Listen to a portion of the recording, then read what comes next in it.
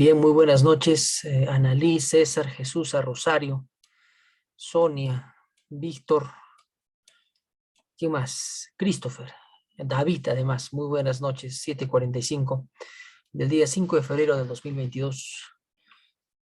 Reiteradas saludos, reiteradas buenas noches. Ya nuestra cuarta semana del curso de Derecho Procesal Penal. Bien, vamos a iniciar formalmente a desarrollar esta sesión de clases en donde más o menos nos habíamos quedado ya ingresando a la etapa de investigación preparatoria y concretamente la etapa de investigación preliminar. La denuncia y los actos iniciales de la investigación es el tema que el día de hoy vamos a desarrollar. Al finalizar de esta sesión de clase, se pretende que los estudiantes logren identificar la importancia de la denuncia y los actos iniciales de investigación. Además, identificar los diversos niveles por los que estos actos iniciales de investigación transcurren y reconocer además el funcionamiento de la etapa de investigación preliminar como parte integrante de la etapa de investigación preparatoria, ¿no? Esta diapositiva la conocen harto y es evidente que cuando alguien comete un hecho ilícito, la sanción que se impone no es automática, no es inmediata. Ante la infracción de la norma penal, el quebrantamiento de la norma procesal, de la norma penal, mejor dicho, la sanción que se impone no es inmediata, tiene que mediar necesariamente un camino, a veces largo, a veces corto, y ese camino evidentemente es el proceso penal para nuestro caso, ¿no? Un proceso que normalmente se inicia cuando se interpone la denuncia en sede fiscal o en sede policial y finalmente culmina, claro está, con la emisión de una sentencia condenatoria declarando la responsabilidad penal de un presunto delincuente o absolutoria si es que no ha habido la prueba suficiente que demuestre la responsabilidad penal de este sujeto, ¿no? O de estos sujetos, evidentemente. Este tránsito del proceso penal común ha sido tradicionalmente dividido en tres grandes partes, ¿no? Tres grandes fases, tres grandes etapas. La etapa de investigación preparatoria, que comprende la etapa de investigación preliminar y las diligencias preliminares, y además la investigación preparatoria propiamente dicha, la etapa intermedia o etapa de control o etapa de garantías, y la etapa de juzgamiento, enjuiciamiento o etapa de juicio oral, denominada etapa estelar del proceso penal, donde se actúa la prueba, se debate pues las teorías del caso de las partes y en definitiva donde se emite la sentencia de fondo, ¿no? Que resuelve la controversia, declarando la responsabilidad penal de una persona o absolviéndola de los cargos imputados. Habíamos señalado también en sesión pasada que esta división taxativa que señala nuestro Código Procesal Penal es más bien ampliada por otros académicos, por otros autores, ¿no? Por ejemplo, el profesor Pablo Sánchez Velarde, en su texto El Nuevo Proceso Penal, ya un texto más o menos relativamente antiguo, del 2009, señalaba que más bien existen cinco grandes etapas, cinco grandes fases dentro del ámbito del proceso penal, ¿no? El maestro Pablo Sánchez Velarde reconocía que existían diferenciadamente en la etapa de investigación preliminar o también denominada de diligencias preliminares, cuyo objetivo básicamente era realizar actos urgentes, ¿no? De investigación, actos urgentes, actos inaplazables.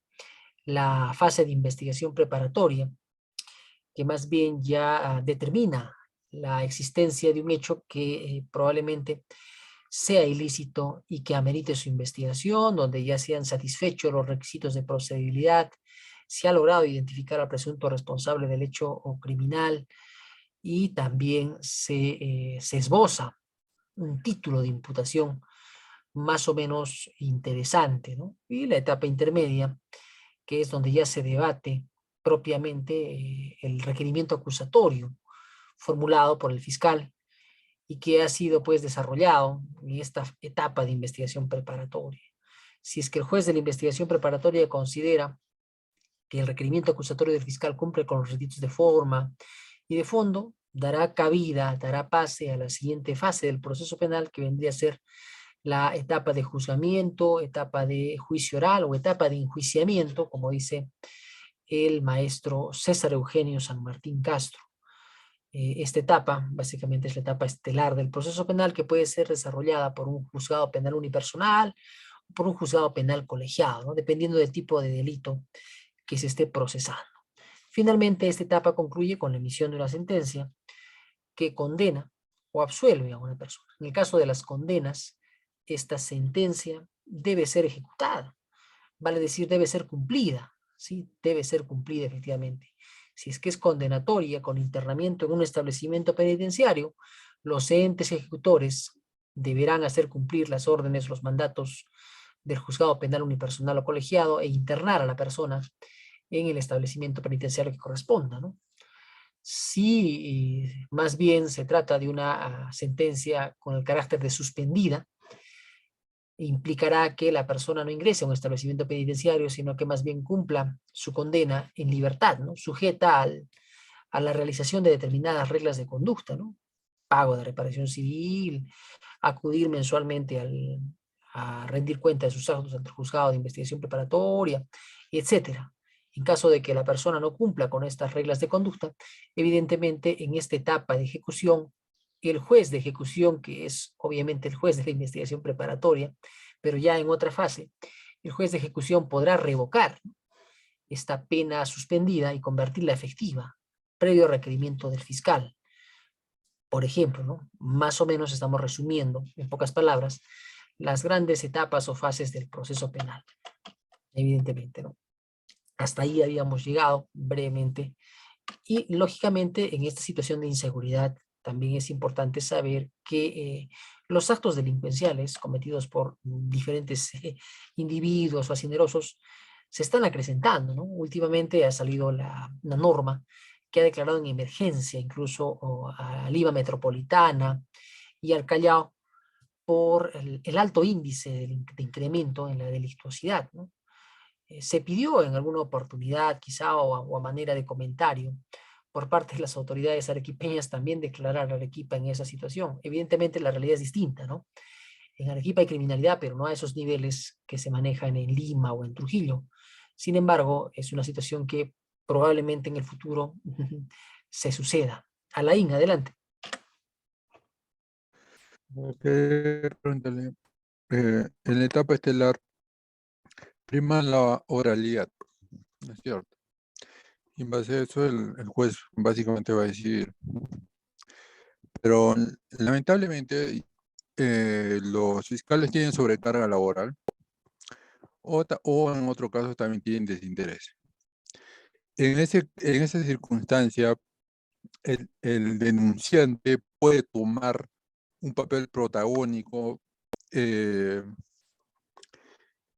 eh, semejante al fiscal, formular el defender su acusación, dado que los fiscales realmente no hacen bien su trabajo, no hacen ni...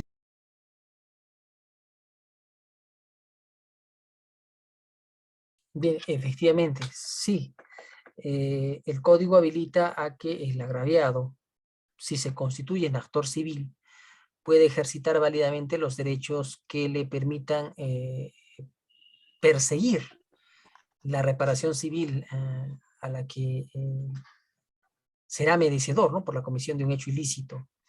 Cuando realmente el agraviado asume un rol protagónico, usualmente en los delitos de persecución privada, las querellas, por injuria, calumnia, difamación, ahí en ese tipo de delitos usualmente es el indirectamente ofendido, el directamente afectado, quien ejerce o funge como un fiscal y tiene que hacer las diligencias necesarias para demostrar que ha sido afectado en un bien jurídico protegido, como en este caso es el honor y esto, ¿no? Pero la querella obviamente tiene una característica peculiar, ¿no? En las querellas no interviene el Ministerio Público en ningún modo, ¿no? Como persecutor de delito. Le corresponde al directamente ofendido formular una querella que más o menos tendrá la estructura de un requerimiento acusatorio, ¿no? Presentando pruebas, formulando teoría del caso importante, etcétera, y un título de imputación, ahí está, con grado de participación, incluso postular una pena que, de ser amparada, pues será merecedora de una sentencia por el juzgado penal unipersonal. Pero ¿qué pasa en el ámbito de los delitos comunes o delitos de ejercicio público? Ahí poco o nada quizá el afectado podrá perseguir la sanción del delito. O sea, podrá coadyuvar con el fiscal, ¿no? Proponiendo diligencias, incluso formulando o presentando elementos de convicción útiles, pero en definitiva es el fiscal quien tiene la sartén por el mango y quien decidirá la mejor estrategia de investigación a los efectos de la persecución penal, ¿no? Esa es la cuestión, mi estimado. Profesor, como le dije, yo le estoy haciendo una denuncia, ¿no? Y es como que tuviera dos jueces, dos abogados en contra. El abogado defensor y el fiscal, los dos en contra.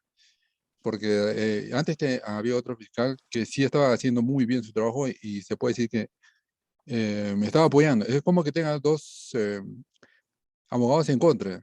Pero cuando yo tomo la palabra, realmente no es por nada, pero lo arraso a la defensa. Por eso es que yo quiero tomar protagonismo. Por eso yo le preguntaba, ¿no? Que cómo puedo hacer yo para tomar protagonismo, porque prácticamente el fiscal está am, eh, de parte de la defensa, así, casi como abogado de defensa. Dos, el segundo abogado de defensa. ¿Qué puedo hacer? Evidentemente no es una cuestión complicada. Lo que se hace en etapa de investigación preparatoria y en etapa de investigación preliminar, como todavía, digámoslo así, imputado, investigado, es proponer, ¿no? O mejor dicho, eh, allegar elementos de convicción que comulguen con mi teoría del caso. Eso es lo que uno tiene que hacer como abogado, ¿no? Allegar elementos de convicción, de no ser escuchado, mis elementos de convicción, de no ser tomados en consideración. Están los mecanismos, como por ejemplo la tutela de derechos, que es un mecanismo que ampara el código, en los casos en que el imputado, el investigado en etapa de investigación preparatoria, todavía formalizada o preliminar, considera que se están afectando gravemente sus derechos fundamentales, ¿no? El derecho a la defensa, entre otras garantías, ¿no? De ser amparable, el juez de la investigación preparatoria corregirá eso, ¿no?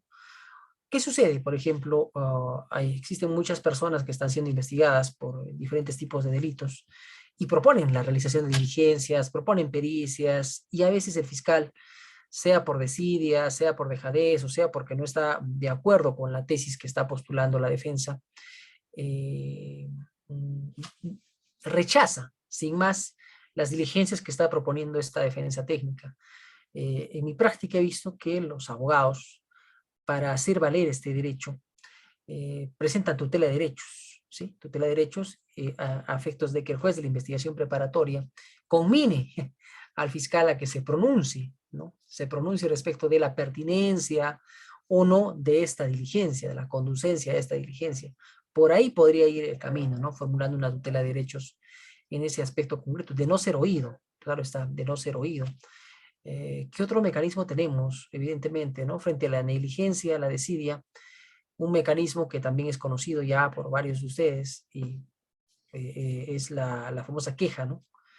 La queja ante el órgano de control interno, porque evidentemente el proceso tiene etapas, tiene plazos y debieran ser cumplidos, ¿no? O sea, no hay otro mecanismo. La única manera de que escuchen a uno como investigado o como agraviado, en cualquiera de los dos lados, es presentando escritos constantemente, presentando escritos, presionando, yendo constantemente a la oficina del fiscal a pedir una entrevista, a ver cómo va el caso. Esa es la única manera, ¿no? Aunque le incomode al fiscal y aunque a veces a nosotros nos incomode como abogados o como partes, será la única manera en que el fiscal tome conciencia de que se debe de movilizar nuestro caso, ¿no? O sea, para bien o para mal, estoy ejercitando mi derecho como imputado a la defensa o como agraviado para que se esclarezca mejor los eventos, ¿no? Pero como te señaló Laín, la tutela de derechos es un mecanismo también que podrías impulsar, ¿no? Yo me siento amarrado, mano, porque las veces que yo he tenido la palabra, yo soy el denunciante, pero yo he arrasado con con los imputados y con su defensa. Los he arrasado. Pero cuando viene el fiscal, Es como que tener un segundo abogado en contra es como, pues sí, le he presentado una queja y una exclusión, espero que lo saquen para que, a mí es muy sospechoso, ha ocultado pruebas, se han perdido la apelación, el análisis jurídico, ha habido bastantes irregularidades, ha obviado pruebas que son contundentes, o sea, no sé si es corrupción o desidia, pero está funcionando mal el fiscal y bueno, mano, hay que seguir avanzando nomás. Gracias, profesor. No, adelante. Evidentemente, ¿no? Lo que señalas es bastante cierto. Existe a veces desidia por parte de algunos fiscales en ese ámbito concreto de la investigación, carpetas fiscales que se pierden, tienen que reconstruirlas. Es una situación complicada y los grandes afectados son los usuarios de la Administración de Justicia, ¿no? En calidad de agraviados o en calidad de imputados. Los procesos se alargan o a veces se archivan sin siquiera hacer un análisis sesudo de lo que realmente se tiene en la carpeta fiscal y lo que realmente se debiera investigar por el principio de imparcialidad. Incluso, que ustedes ya han leído y conocen mejor que yo, el fiscal debe actuar con objetividad, ¿no? Y debe acopiar tanto elementos de convicción de cargo, o sea, que sustenten una acusación, como de descargo, si así sucediera, ¿no? En el mundo de realidad, por principio de objetividad. El fiscal es el defensor de la legalidad, no representa al agraviado, no representa al imputado. El fiscal representa a la sociedad, pero defendiendo la legalidad. Y en este afán debe actuar bajo ese principio, ¿no? Bajo el principio de objetividad. Y si las pruebas acopiadas durante la etapa de investigación preliminar y preparatoria nos inducen a pensar que realmente no hay un hecho que merezca ser investigado, el fiscal deberá requerir el sobreseimiento o archivar la causa de plano. Pero si hay suficientes elementos de convicción que me permitan entrever como fiscal que la causa realmente es ilícita y que merece ser sancionada o sancionado el que ha cometido este hecho ilícito, deberá formular requerimiento acusatorio, ¿no? Por principio de imparcialidad, por principio de objetividad, evidentemente, ¿no? Señala César, David, que por principio de igualdad de armas, no se podría decir que se encuentra en una posición de desventaja.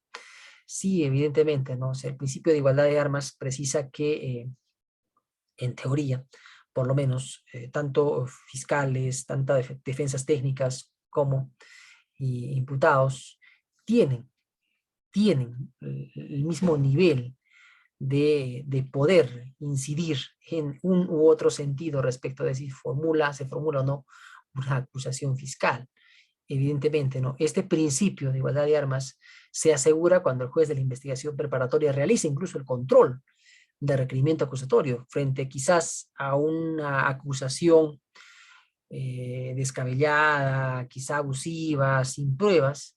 El juez de la investigación preparatoria bajo este ámbito concreto del principio de igualdad de armas tendrá que verificar que realmente este requerimiento acusatorio cumple con los requisitos que precisa la norma. De no ser así, el juez de la investigación preparatoria, incluso de oficio podrá sobreseer este requerimiento acusatorio, ¿no? Alguien por ahí había levantado la mano, no sé si era César. No. Rosario, adelante. Sí, doctor. Buenas noches, doctor, compañeros. Bueno, había bajado la manito, pero creo que es importante mencionar de que, como usted ya lo dijo, ¿no? El fiscal no es que esté para apoyar o para favor exclusivamente de la parte denunciante, ¿no? Sino que es objetivo en sus funciones. Y también es preciso mencionar de que las partes están para coadyuvar al proceso, ¿no? Y con la finalidad coadyuvar a la finalidad del proceso. ¿Y cuál es la finalidad? La búsqueda de justicia, ¿no? A través de la verdad material.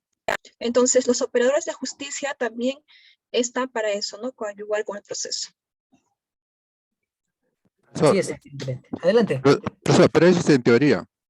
Como le digo, en el libro todo es flores y todo es buenas intenciones y las leyes son perfectas y todo está bien estructurado. Pues en la práctica el ser humano, bueno, algunas veces se actúa bien, otras veces mal, es corrupto. Bueno, por ejemplo, yo presenté una denuncia por estafa, ¿ya? ¿Qué pasó? La fiscal de preliminar, no sé, la fiscal de más bajo rango dijo, uff, esto es tremendo, acá hay muchas pruebas, hay pruebas, habían invadido 500 hectáreas y yo le logré sacar, lo habían sacado, había vuelto a entrar, ha engañado a mucha gente, subió al fiscal penal y el fiscal penal hizo desaparecer toda la carpeta. Y comenzó a atacarnos a nosotros. Entonces nosotros tuvimos que desistir. Entonces los fiscales no siempre actúan bien. O sea, hay corrupción, no solamente hay desidia. Y en este caso, ha habido dos fiscales, uno que estaba actuando muy bien, pero por antigüedad salió y llegó a esta y está actuando muy extraño, porque la elevación, yo presenté la elevación porque ella lo archivó. Toda el análisis jurídico se perdió. O sea, ella no, y ya, primero no quería recibir la elevación. Uno, dos, todo el análisis jurídico se perdió. Cuando fui a ver al fiscal superior, no había el análisis jurídico, señor. Entonces, no dormí 3 días, 2 días seguidos, y lo rehice yo mismo el análisis jurídico y gané la elevación en todos los puntos, y el fiscal superior dijo que había delito en todas mis imputaciones. Entonces, la fiscal está actuando de manera rara. No, o sea, en el papel, todos son flores, todos son buenas intenciones, todo, pero las personas, hay personas que actúan bien, hay personas que actúan mal. He visto buenos fiscales, el anterior que tenía el caso sí estaba excelente, excelente. Pero también hay cuestión de personas. Hay buenas intenciones, malas intenciones, personas capaces, incapaces y personas intachables y también personas corruptas. Profesor, hay de todo. Gracias, profesor.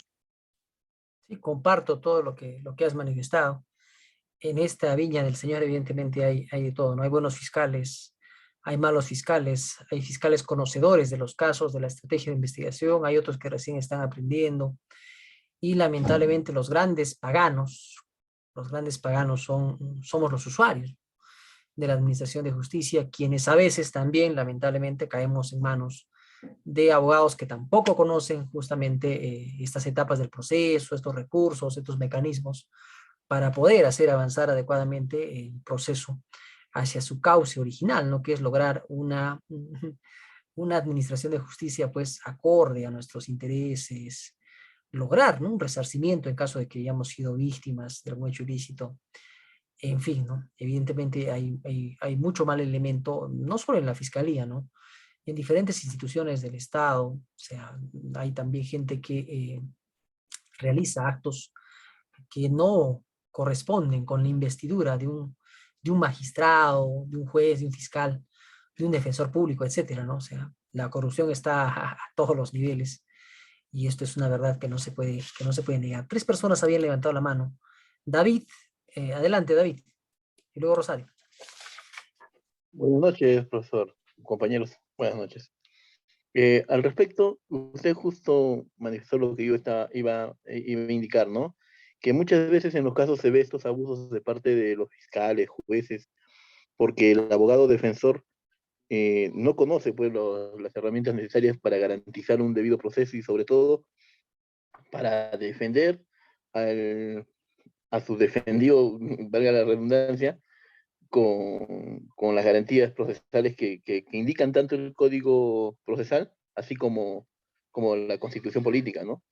Porque ante cada tipo de abuso hay una respuesta que quizá no va a encontrar eco en el fiscal, porque si uno es imputado, el fiscal es el principal, digamos, orientado a acusarte, y como decían justo ahora revisando las lecturas para el tema de prisión preventiva, el fiscal no solamente está buscando acusarte, sino está buscando que vayas a la cárcel. Y es así como varios abogados litigantes indican, están haciendo la acusación y a la par ya están haciendo la solicitud de prisión preventiva. Y se inventan muchas veces delitos, ¿no? Como es la clásica del crimen organizado, para poder meter a un imputado 36 y generando de esta forma el más grande abuso que se pueda generar hacia un imputado, que es acusarlo, ¿no? Acusarlo sin un juicio. Eso sería todo, profesor. Muchísimas gracias. Rosario, adelante. Sí, doctor, quería más o menos completar. La teoría que decimos muchos es muy distinta a la realidad, lamentablemente, ¿no? Como ya manifestaron mis compañeros. Pero, ¿qué pasa? De que el fiscal no encuentra las evidencias o no hayan evidencias suficientes, ¿no? para continuar con o para establecer el proceso penal. Entonces, o para establecer la denuncia, ¿no? Para que continúe el proceso. Es por ello que en muchos casos se archiva la carpeta fiscal, ¿no? Por falta de evidencias también. Por parte del fiscal. Si bien es cierto, la Policía Nacional de Perú es un eje principal, ¿no? Para encontrar estas evidencias junto al Ministerio Público. Entonces, también respecto a la pregunta por otro lado, respecto a la pregunta que se ve en pantalla, ¿dónde y cómo interpongo la denuncia? Nace de un ilícito, ¿no? De un ilícito que puede ser un robo, un hurto, un asalto, y también surge con la colisión de un hecho ilícito. Entonces, el rol preponderante en este caso es de la policía, ¿no? El concurso de la Policía Nacional, y también gracias a la Fiscalía, ¿no? Que realiza la investigación. Gracias, doctor. No, a ti muchísimas gracias, Rosario, evidentemente. Jesusa, adelante. Sí, doctor. Doctor, buenas noches. Compañero, buenas noches. Bueno, en cuanto al rol del fiscal y del abogado, creo que, doctor, una falencia es en lo que es en el trabajo que realiza el fiscal. Tiene que ver por parte una la carga laboral y otro porque quien realiza las investigaciones creo que apoya, ¿no?, la Policía Nacional. Y si el fiscal realmente se dedicara o hubiera la cantidad necesaria para ver los procesos, entonces creo que no habría errores, porque si bien es cierto, cada fiscal, si no me equivoco, tiene estudiantes y también tiene asistentes, y los cuales con el poco o mucho conocimiento que tienen, en sí son los que cometen los errores, son ellos. Entonces, como a tanta carga procesal que tienen, lo único que hace es el fiscal, cuando les llega el expediente y toda la documentación, lo que hacen es firmar y lo envían al policía para la investigación, o incluso ellos también investigan. Uno de esos errores, si bien es cierto que el fiscal no es, ¿no?, un defensor, lo único que va a hacer es ver, ¿no?, ver si los elementos de convicción, o sea, los elementos, los presupuestos van a calzar o no para el delito. Entonces, eso es su función. Y tanto también tiene que ver la parte del abogado, ¿no?, de la defensa. Si realmente conoce el caso, si tiene todos los elementos probatorios, son fehacientes, si no tiene un conocimiento adecuado del defensor, de la parte agraviada, creo que igual, o sea, no, pienso que aquí no es que si hay fiscales corruptos o no, creo que tiene que ver bastante la carga laboral y el presupuesto que se le da más que todo, ¿no?, al Poder Judicial para contratar más fiscales, doctor. Y creo que también hay un juez, ¿no?, de la etapa de la investigación preliminar, que va a ver si la acusación que hace el fiscal es la adecuada o no. Y en cuanto a la prisión preventiva, igual, ¿no?, si procede o no procede. Eso es todo, doctor. Gracias. No, gracias a ti, Jesusa. Iliana, por favor, adelante. Doctor, compañero, buenas noches. En cuanto a lo que refería un compañero de la prisión preventiva que decía que el fiscal lo único que busca lógicamente es meterlo a la cárcel, en cuanto a la prisión preventiva, pues lo que busca más que nada es, digamos, que no se fugue, ¿no es cierto?, para que se pueda continuar con las diligencias, y más que nada si se cumplen todos los presupuestos, ¿no? Si el juez determina que se cumplen todos los presupuestos, por ende determina la prisión preventiva, pero si falta que no cumpla uno, pues no se va a activar ello. Ahora, no es que, digamos, lo quiera encerrar por encerrar, sino que tiene que cumplir los presupuestos para la prisión preventiva. Ahora, en cuanto a lo que dice dónde se interpone, dónde y cómo se interponen las denuncias, pues de acuerdo a lo que hemos podido ver, se interpone bien en la policía o ante la fiscalía de mesa de partes, ¿no? Puede ser escrita, puede ser verbal. En cuanto a la policía, puedo ir a rendir mi manifestación de un hecho, ¿no?, presuntamente ilícito que ha acontecido, ¿no? Puede ser mi persona o otros. Entonces yo puedo ir a la policía y lo redacta la misma policía, o salvo, ¿no?, presento yo en la misma fiscalía por mesa de partes, ¿no? Eso, doctor. Gracias. No, muchísimas gracias a ti. Y finalmente, Juan Carlos. Doctor, buenas noches, compañeros. Otro punto, creo, resaltante sería en estas investigaciones sería que una institución no conoce las funciones de otra institución. Le pongo el caso ejemplo, y creo que usted trabaja en la Judicatura de Extinción de Dominio. Yo trabajo en lavado de activos y extinción de dominio a nivel policial, en sede policial, y los fiscales de lavado de activos nos envían disposiciones, pero sin la carpeta fiscal, que tome declaraciones a testigos o imputados, pero sin tener conocimiento de qué voy a preguntar. Ni siquiera nos envían un pliego de preguntas, doctor. Entonces, ¿cómo en sede policial puedo tomar declaraciones sin saber qué contiene la carpeta fiscal? Entonces, vemos una mala coordinación en sede Ministerio Público, sede fiscal y sede policial, lo cual, de una otra manera, va a traer conflictos, ¿no? Va a traer falencias y vacíos, ¿no? Entonces, a veces sabemos que perfectamente que el doctrinario, que el letrado es el representante del Ministerio Público, pero si no sabe cuáles son las funciones o el apoyo verdadero en sede policial, cómo se debe desarrollar y viceversa, ¿no? Para hacer un trabajo conjunto, porque a veces las mismas sedes fiscales trabajan en contradicción, no se llevan bien, no hay un trabajo conjunto. Hasta ahorita, y usted mismo creo que debe entender esto, no hay un trabajo conjunto entre sede fiscal y sede policial, solamente en algunos casos nada más, doctor.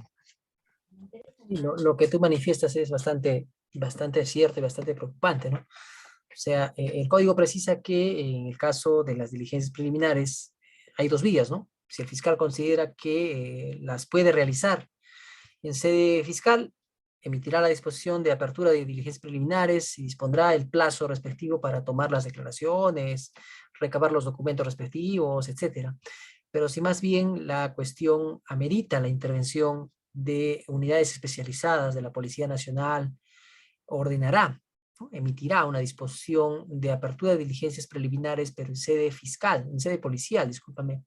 Pero para tal efecto, como tú lo has señalado, el fiscal deberá acompañar los actuados básicos mínimos para que el efectivo policial o la dependencia policial respectiva realice las investigaciones, las diligencias, los mandatos, en el plazo que está establecido incluso en la disposición.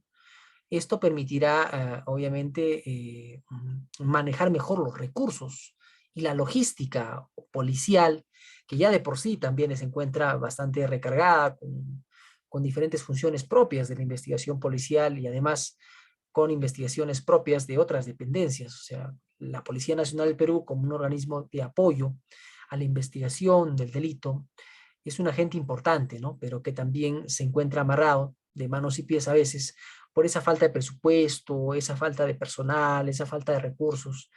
Y todavía si a eso le aunamos que se nos disponga, se nos ordene realizar diligencias que carecen de repente de la información básica, esto obviamente en lugar de apoyar entorpece gravemente la función de investigación policial, ¿no? Lo que ocurrirá evidentemente es que el fiscal, o mejor dicho el policía, que recibe esa documentación, haga una investigación deficiente en alguna medida o de repente requiera mayor tiempo al fiscal para realizar las diligencias que ha encomendado en su despacho, ¿no?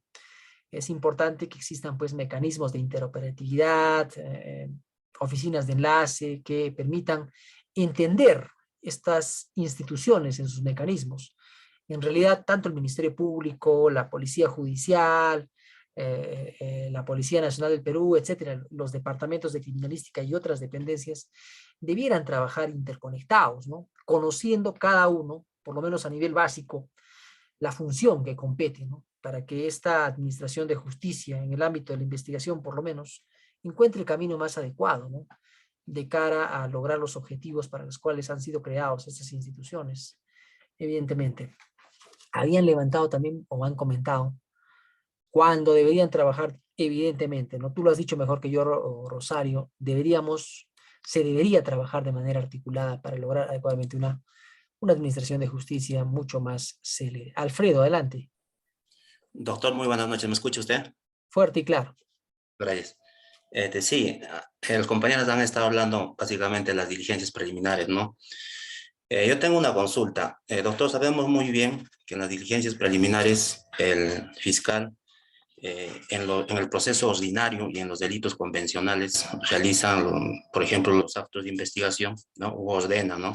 Por ejemplo, como me está hablando a la policía especializada, ¿no? De criminalística, Entonces, realizan, por ejemplo, las pericias, testigos, documentos, instrumentos, etc. Sin embargo, hay varios autores, quisiera corroborar con ¿no? con su respuesta, que mencionan que en los delitos de crimen organizado es más factible realizar otros tipos de investigación, ¿no? Por ejemplo, ahí tenemos las figuras de los, si no más recuerdo, de los agentes encubiertos, el agente especial, las remesas. Entonces, ¿cuánta de verisimilitud tiene esta versión que dice, ¿no? Para ser más concretos, Fran Almanza, Chávez Cotrina y bastantes juristas nacionales. ¿Es cierto esto? ¿Cierto eso? ¿O solamente, como alguien lo dijo, es pura teoría? ¿Y en la práctica se aplica también eso? Esa sería mi duda, doctor. Interesante tu pregunta y puntual. Evidentemente, hay ciertos tipos de delitos que por su propia naturaleza, desarrollo, dinámica, estructura del tipo penal, requieren la realización de actos de investigación importantes.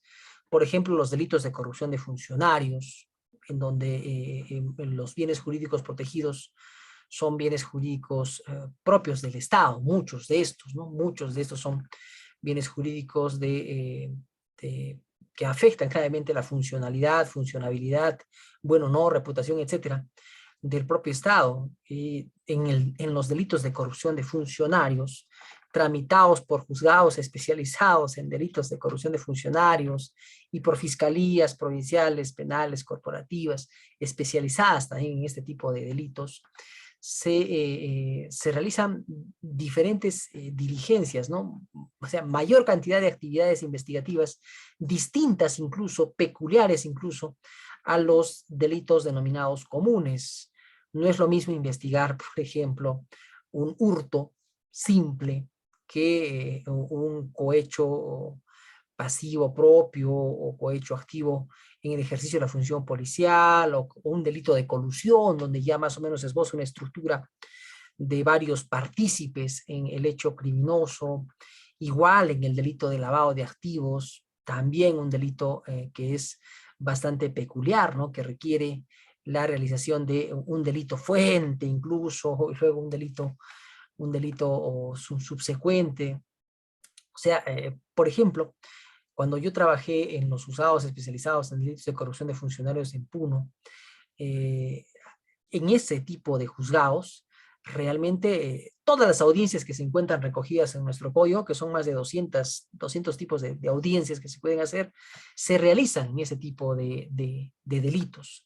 Mientras que en los procesos comunes, estas diligencias y estas audiencias no son usuales.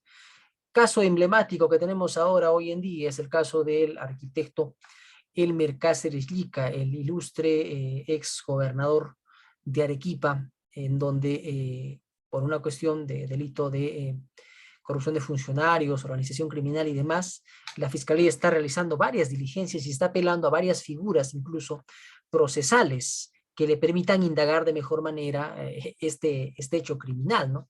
Tenemos ahí la figura del testigo protegido, tenemos la figura de... que mencionó Uber hace poco, que se lo tengo en la punta de la lengua, y hay varias figuras, ¿no? O sea, mientras más complejo sea Agente especial, doctor. agente especial o el agente encubierto, como dicen algunos, mientras más complejo sea el delito, como les preciso, será pues, se abrirá más la posibilidad de que el fiscal coja las diligencias, o mejor dicho, los mecanismos que el código le habilita para realizar esas investigaciones. Esa es una verdad. Y Uber ya lo ha señalado claramente y así lo han precisado incluso grandes académicos. El doctor Almanza Altamirano, que trabajó una temporada en la Fiscalía Suprema también, fiscal adjunto supremo, también conoce de ello muy bien. Y esto es cierto. O sea, esto es cierto, mientras, reitero, ¿no? Mientras el delito sea más complejo, mayores diligencias complejas también tendrá que realizar el fiscal para poder averiguar la ilicitud de esos hechos investigados. Juan Carlos, adelante. Sí, doctor, acotando al punto. del compañero que consultaba sobre las técnicas especiales de investigación que recién se han implementado hace 3 años, lo cual se viene dando esta aplicación porque gracias a estas técnicas de especiales de investigación, con el agente encubierto que lo realizan miembros de la Policía Nacional del Perú y el agente especial que lo realizan civiles y hasta miembros del Ejército o de las Fuerzas Armadas, ¿no? Hay una diferencia ahí.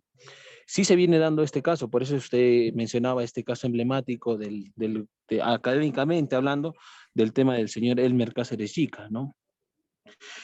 Pero en el sentido estricto, doctor, nosotros sabemos que antes existía el Sistema de Inteligencia Nacional, ¿no? El SIN, la DINI, ¿no? Que actualmente pertenece a la PCM. Actualmente todavía no tienen un manual apropiado acorde a las técnicas especiales de investigación. Entonces, y usted, como usted bien lo dijo, ¿no? Los presupuestos. Si yo para hacer verificaciones para extinción de dominio necesito un presupuesto porque no me puedo mover a otro sitio, ¿no? Entonces, esa es otra falencia. ¿Otra falencia qué es? Que el antiguo sistema de inteligencia nacional no puede actuar porque tiene otra doctrina. Pero ahora tenemos las técnicas especiales de investigación y eso contradice, porque si revisamos, estimado doctor y estimados compañeros, estas técnicas especiales de investigación recién son de ahora, pero los sistemas de inteligencia nacional, de la policía, de las Fuerzas Armadas, de la más sofisticada que es la Marina de Guerra del Perú, no están adecuando sus actuaciones, porque son vulnerables a derechos constitucionales, derechos fundamentales, no lo están adecuando a las técnicas especiales de investigación, ¿no? Sigue existiendo la inteligencia tradicional, la que es mal utilizada por aspectos políticos con otros fines e intereses particulares. Así es, tú lo has dicho, mi estimado, ¿no? Evidentemente, y eso último, rescato, además, resalto, más que rescato de lo que has venido diciendo, ¿no? Por ejemplo, la interceptación telefónica, que es una técnica de investigación también muy utilizada, se ha venido pues mal utilizando y más bien se recurre a este tipo de estrategias como con un tipo de intervenciones políticas que nada tendrían que ver en realidad con el origen mismo de este tipo de actividades de investigación, ¿no? Las instituciones, como señala aquí claramente José Luis, realmente han venido a quedar obsoletas o, en el peor de los casos, como también lo precisas tú, han quedado o son incompatibles con la nueva normativa. No hay capacitación incluso, no hay un interés político de parte de quienes propugnaron la implementación de este código para realmente articular eso que existía con lo nuevo que existe ahora, ¿no? De cara a dotar de mayor dinamismo a esta investigación del delito, ¿no? Ahí está el allanamiento, evidentemente es una técnica que no es moderna, pero que se aplica actualmente también de cara a investigar de mejor manera los hechos ilícitos, ¿no? Es la cuestión. ¿Alguien más había levantado? Nadie más. Bien, hacemos un paréntesis en eso entonces. Esto también solo lo estoy repasando, ¿no? Si ya lo conocen ustedes. Una denuncia básicamente es una narración, ¿verdad? Un relato real, evidentemente, de hechos ilícitos que se comunican ante las autoridades fiscales o ante las autoridades policiales, lógicamente, ¿no?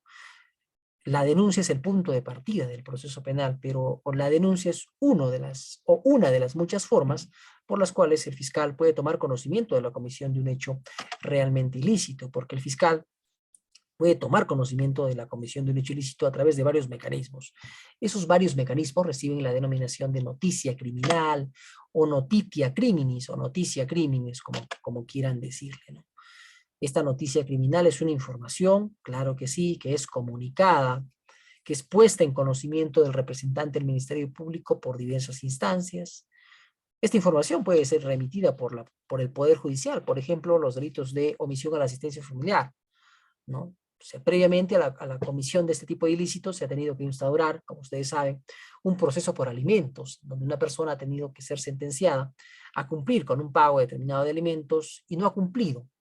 Se le ha requerido, se le ha percibido y tampoco ha cumplido, y lógicamente, haciendo efectivo el apercibimiento, el juzgado de paz es que remite copias certificadas de este incumplimiento ante el fiscal, para que el fiscal efectivamente inicie acción penal respectiva, ¿no? Ahí vemos que, por ejemplo, propiamente no ha habido una denuncia, ¿no? O sea, no está el Poder Judicial denunciando a nadie. Lo que el Poder Judicial está haciendo es remitiendo una comunicación por función, porque así corresponde, por mandato de la norma, para que otro funcionario del Ministerio Público realice también su función respectiva de investigación. Esa es la cuestión. Igual, la Policía Nacional del Perú no realiza propiamente denuncias, sino más bien lo que realiza son comunicaciones policiales. Remite una comunicación policial al fiscal cuando en el ámbito de su función, en el ámbito de su operatoria, ha sido testigo, ha verificado, ha constatado que se ha cometido un hecho aparentemente ilícito y que merece ser investigado, ¿no?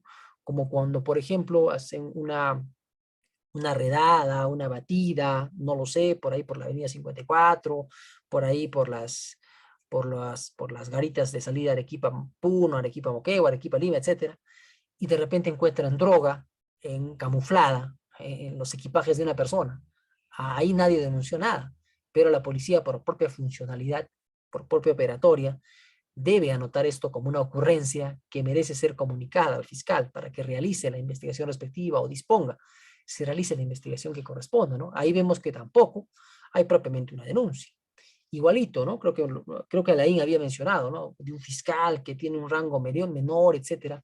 Ese fiscal que, bueno, no tiene un rango menor, sino que más bien realiza otra función, son los fiscales de prevención del delito. La doctora Esther Amat Loza creo que trabajaba una temporada, el doctor Gino Valdivia Sorrentino también trabajaba, si mal no me equivoco, un Zambito, o trabaja aún en esas fiscalías de prevención del delito, que lógicamente su función no es perseguir, no es sancionar, no es castigar hechos ilícitos, sino más bien evitar que estos se sucedan, que estos ocurran, prevenir, ¿no?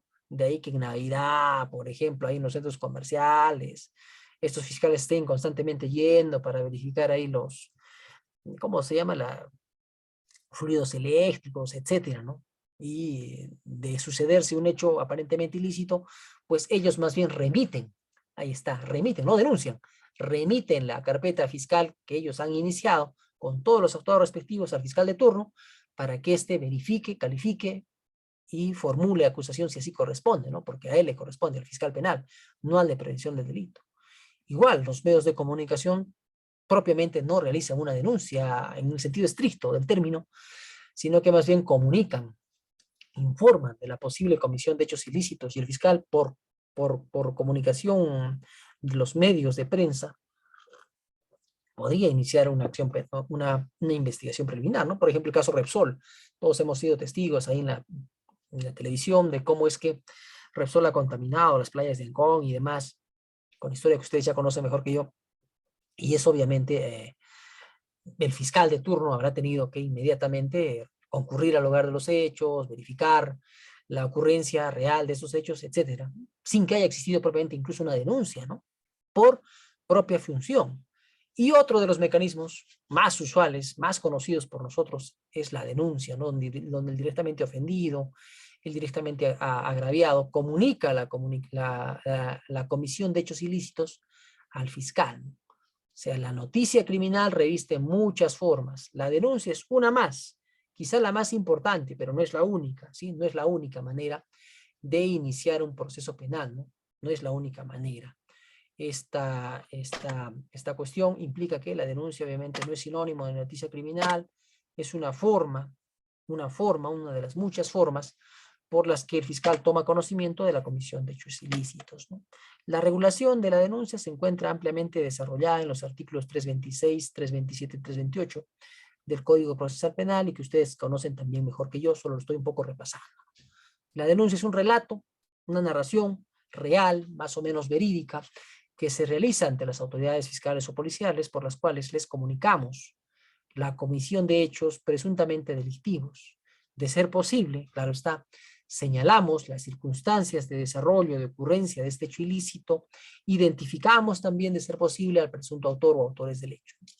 En definitiva, una denuncia es una declaración de conocimiento por las que el sujeto denunciante, deponente, transmite al fiscal o al policía la noticia de un hecho ilícito.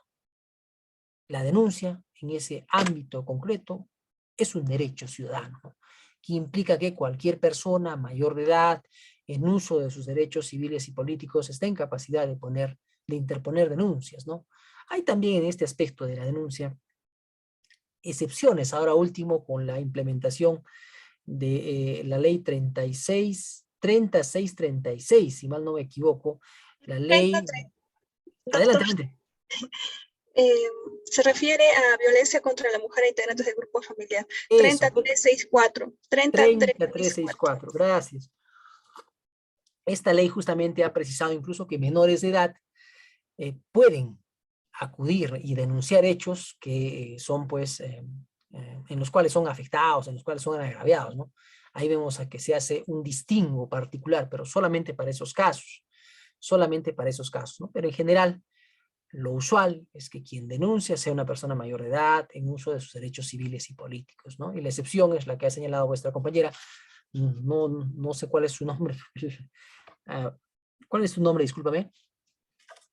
Rosario, doctor. Rosario, ya está, un ratito, déjame apuntar. Claro que sí, como lo señala Rosario, esa es una novedad que trae la ley para erradicar la violencia contra las mujeres y los integrantes del grupo familiar, ¿no? O sea, si la denuncia es un derecho, implica entonces que cualquier sujeto puede denunciar. Todos podemos denunciar. Usualmente quienes denuncian, las víctimas. Claro que sí, las víctimas. Vamos, me han robado, voy a la comisaría, denuncio. He sido objeto de ultraje sexual, voy a la comisaría, denuncio. Y concretamente las autoridades fiscales, las autoridades policiales debieran de tener mínimamente el tino respectivo para abordar y evitar la revictimización de estos sujetos, de esas personas que ya de por sí se encuentran afectadas en un bien jurídico protegido concreto y acuden ante las autoridades, más bien no a ser juzgadas, no a ser criticadas, sino a que se les haga justicia, ¿no? Esa es la cuestión. Esa es la cuestión. La denuncia es un derecho entonces, y al ser un derecho, evidentemente es una facultad. Si quiero denuncio, si no quiero no denuncio, ¿no?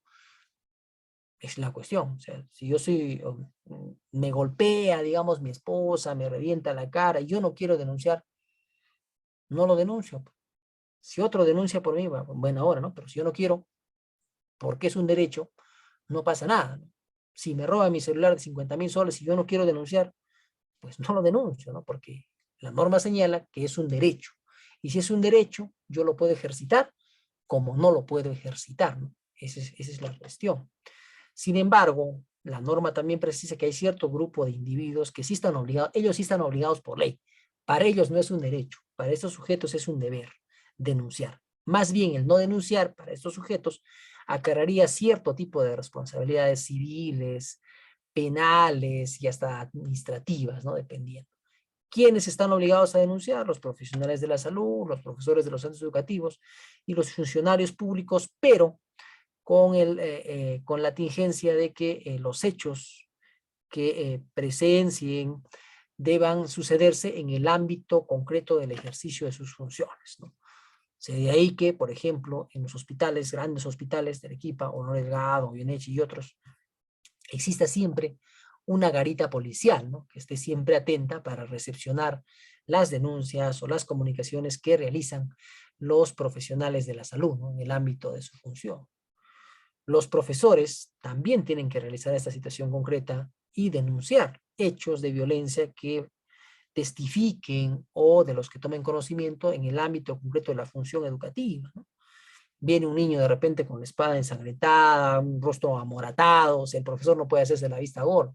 Inmediatamente tendrá que comunicar este hecho al director o al coordinador académico y conjuntamente ambos deberán de indagar preliminarmente los hechos y luego recurrir a la fiscalía o a la comisaría más cercana de la zona, ¿no? Para dar cumplimiento cabal a esta obligación que tienen. No hacerlo, más bien acarrearía, como les digo, otro tipo de responsabilidades. Igual los funcionarios públicos en el ejercicio de su función. Imagínate que yo soy secretario judicial, quizá estoy ahí preparando una resolución y demás, y de repente mi colega, mi compadre, mi comadre, que trabajamos juntos, le gusta recibir dádivas, le gusta recibir cariños de los litigantes, alguien por ahí le da 100 soles, doctorcito, por favor, para que mi trámite salga más rápido. ¿Cómo no, estimado doctor? Recibo. Si yo soy testigo de eso, no puedo hacerme de la vista gorda porque estoy en el ámbito de mi ejercicio funcional. Deberé denunciar este hecho a mi superior inmediato, ¿no? Mi administrador, ante mi juez, para que conjuntamente se realice la denuncia respectiva. Primero ante ODEGMA y luego ante la policía, ¿no? Para que realice lo propio. Igual, ¿no? Por ejemplo, si uno es juez y verifica que en el expediente no se encuentran los cheques para endosar, ¿sí? Los cheques para endosar a los agraviados, se tendré que realizar una investigación para verificar que efectivamente esos cheques han sido entregados a los directamente beneficiarios y no que estos cheques se los cobre de repente un secretario judicial. Si yo descubro que un secretario judicial se ha cobrado los cheques y no denuncio, yo como juez encargado de ese despacho estaré siendo cómplice de este hecho ilícito, ¿no? Y también seré pasible de denuncia, pues estoy obligado. Esa es la cuestión. Adelante, había preguntado. Ajá, así tú lo has dicho, Víctor. Habían levantado la mano Rosario y luego Juan Carlos.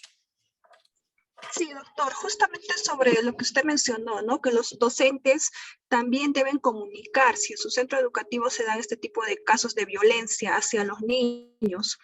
¿Qué pasa? De que el niño generalmente a veces están juguetones y todo eso, ven una actitud diferente en el niño, ellos tienen esa capacidad, se podría decir, de poder denunciar. Tengo una compañera, una amiga que trabaja en el Centro de Emergencia Mujer, y el Centro de Emergencia Mujer se están organizando para hacer visitas a colegios, brindar charlas, trabajar con los docentes también.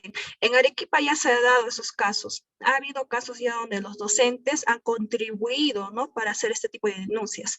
Y asimismo, el Ministerio Público también está brindando charlas a los colegios en Arequipa, ¿no? Para que los niños sepan cuándo ellos deben comunicar, o sea, poder diferenciar, ¿no? La situación en sus hogares. Y así no seguir siendo víctimas de violencia, ¿no? Por parte de sus padres o familiares en este caso. Eso sería todo, doctor. Gracias. Así es, muchísimas gracias. Sí, efectivamente, lo que precisas es bastante cierto. Últimamente las fiscalías especializadas en delitos contra las mujeres integrantes del grupo familiar y los juzgados también especializados en este tipo de delitos han puesto las barbas en remojo y han empezado a realizar las capacitaciones que eran muy necesarias, ¿no? Eran muy necesarias, sobre todo en el ámbito concreto de sensibilizar al usuario judicial, en este caso a las posibles víctimas, de que existen mecanismos para evitar, prevenir la violencia, y hay instituciones encargadas justamente de proteger, de velar, de tutelar, de cautelar este tipo de bienes jurídicos, evidentemente. Y Juan Carlos, adelante. Gracias, doctor. Justamente acotando lo que dice nuestra compañera, ¿no? En nuestro caso, la Policía Nacional ha instaurado dos tipos de casillas, ¿no? Una casilla física y una casilla electrónica, ¿no? ¿En qué sentido la física? Que nosotros también realizamos visitas, pero nosotros no nos acercamos a los estudiantes, entendiendo la naturaleza y la condición social, ya que los menores de edad o los alumnos si ven a un alumno acercarse a un policía, a un miembro del Ministerio Público, ¿no? Como que va a renotar, ¿no? Va a ser sindicado por la estructura social de los adolescentes, ¿no? Entonces, dejamos un buzón, todos dejan sus quejas, algún tipo de queja, y lo recogemos. Y si no, también dejamos un número digital para tratar, porque es un tema social muy agravante, ¿no? Por otro lado, doctor, sabemos que nuestra idiosincrasia no permite, por ejemplo, que los testigos, usted bien ha indicado que están obligados los procesos, pero a veces no se da. ¿Por qué? Por el temor a que estén en procesos, los citen, y a veces como que una mala palabra no cuentan con un asesoramiento, ¿no? Los mismos, yo le digo por la praxis, por la máxima de las experiencias, los mismos policías a veces, con este caso Miranda, por ejemplo, en el norte, ya hasta tienen miedo de intervenir, ¿no? Pese a que no ha habido una debida motivación, no ha habido un peligro inminente, que ha sido justificado definitivamente por la judicatura, pero a veces no lo entienden, ¿no? Crea un mal clima social que hasta los policías ya no quieren intervenir, ya no quieren trabajar, ya no quieren accionar ante la delincuencia, tienen miedo hasta de repeler esta acción. Pero por desconocimiento, doctor, creo que una naturaleza fundamental es el desconocimiento de las autoridades, ¿no? Y cómo se actúa en cada instancia. Por eso volví a repetir, a veces desconocemos cuáles son las funciones de cada institución, de cada unidad especializada y trabajar coordinadamente. Tú lo has dicho, mi estimado, tú lo has dicho. A ver, está también pendiente Jesusa y luego Analí. Jesusa. Sí, doctor. Si bien es cierto, los profesores de un centro educativo tienen la obligación, ¿cierto?, de denunciar. Entonces, ¿qué pasa, doctor, en el caso de que ven que a uno de los alumnos o bien está está en estado de abandono o es maltratado por su padre o sufre de acoso o violencia? El docente no denuncia, se vuelve cómplice o se queda ahí y luego de las investigaciones, porque pasa que conozco de un hecho, ¿no?, en donde el niño ha sido violentado por su padre. Entonces el director del colegio ha denunciado. ¿Y qué pasa? Que al director del colegio, llegaron las citaciones a la casa y él tenía que ir como testigo y es más, le pusieron como apoderado del niño.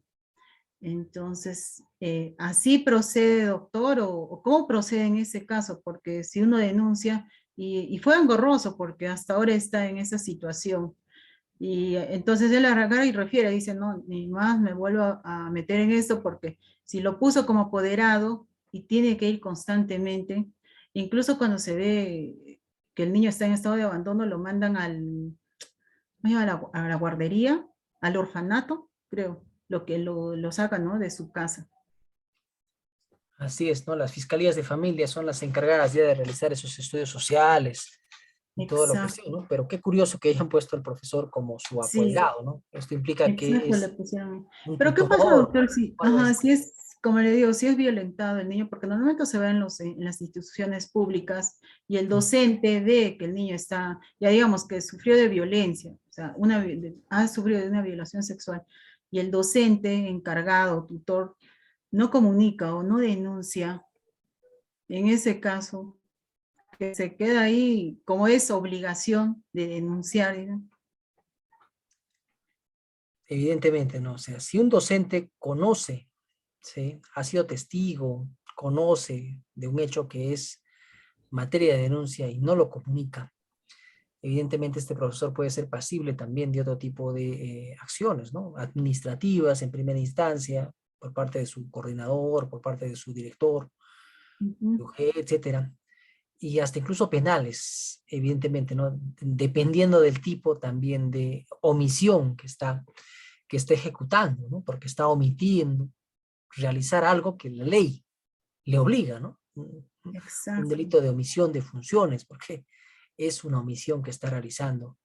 Y incluso dependiendo de los daños, además, que pudieran surgir como consecuencia de esta omisión, podría ya la cuestión ir más allá, ¿no? Más allá. Eso depende de los casos concretos, evidentemente, pero sí es cierto, muchos docentes, concretamente los docentes, por esta situación de desconocimiento quizá, o por esta situación de no querer inmiscuirse más en una investigación fiscal, en una investigación policial, en un proceso judicial largo a veces, optan por no denunciar, optan por hacerse de la vista gorda y evadir esta responsabilidad grande que tienen.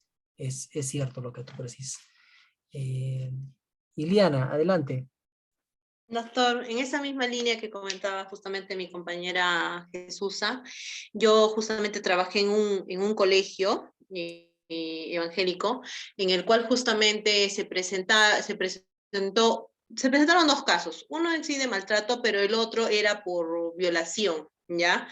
En contra de dos menores. Y justamente el papá justamente ha generado esto, la mamá tenía conocimiento, entonces en este caso, al tener conocimiento del docente, en este caso teníamos la coordinadora de tutoría y la psicóloga. La psicóloga era la que le informaba a la directora, se procedía con la documentación respectiva, ¿no? Y aparte se llevó a las niñas, ¿no? Para que las, ¿cómo se llama el centro donde las lleva? De la policía, a las menores, porque justamente me hizo acompañarlas.